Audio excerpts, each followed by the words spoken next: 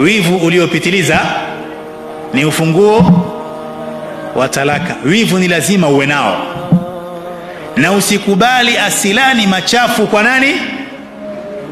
Kwa mumeo. Lakini mumeo ana mke zaidi ya mmoja, kwani kuoa wa pili, wa tatu, wa nne ni haramu? Si haramu, lakini hii si inakuumiza kwa mujibu wa maumbile yako na wivu wako? Basi jikontrol kwenye wivu wako, la sivyo unaitafuta talaka. Wanaume wa siku hizi hawana vifua kama kifua cha Mtume alayhi salatu wasalam. Sasa hivi ukisumbua watu wanafanya replacements kiurahisi kabisa. Mnaachana asubuhi, mwamba jioni kaoa. Mtume alayhi salatu wasalam, nafikiri siku moja yuko kwa Bi Aisha, Bi Zainab binti Jahsh, akatuma sahani yenye chakula kuja pale alipo Mtume alayhi salatu wasalam. Dhahiri kama vile alikuwa na wageni. Kwa hiyo Bi Zainab akaona wacha aongeze chakula kule ambako Mtume yupo na wageni, na alikuwa kwa nani? Kwa Bi Aisha. Sahani imeletwa ile ina chakula, kama ni keki, kama ni mandazi, kama ni chapati za maji, Allahu aalam.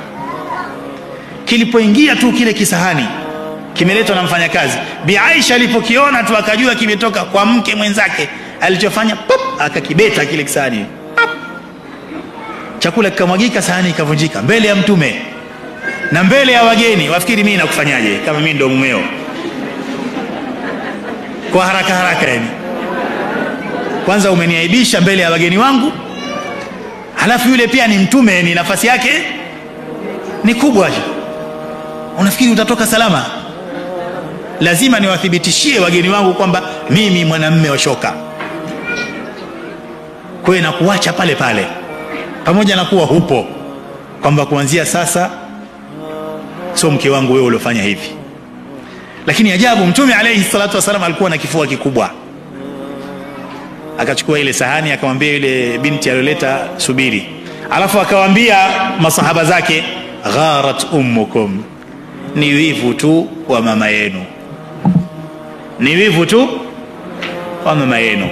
Bi Aisha alipotulia, itakuwaje ya Rasulullah? Akamwambia basi chukua sahani nyingine mpelekee Bi Zainab. Mambo yakaisha hivyo. Lakini sisi hatumalizi hivyo kwa tukio kama hili tu. Hata kama hadithi tunaikumbuka, lazima tutumie utanzania wetu,